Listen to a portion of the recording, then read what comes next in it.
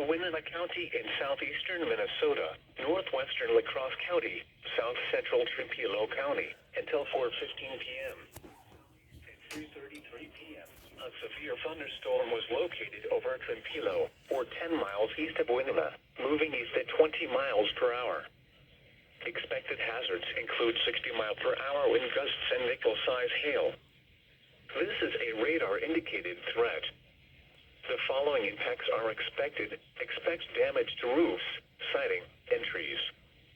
This severe thunderstorm will be near Bryce Prairie around 3:55 p.m. On Alaska and Holman around 4:10 p.m. Other locations impacted by the severe thunderstorm include County Roads M and West, New Amsterdam, Pruitt State Park, Stevenstown, Council Bay, Midway, and Lock and Dam 6. For your protection, move to an interior room on the lowest floor of a building. Torrential rainfall is occurring with this storm and may lead to flash flooding. Do not drive your vehicle through flooded roadways.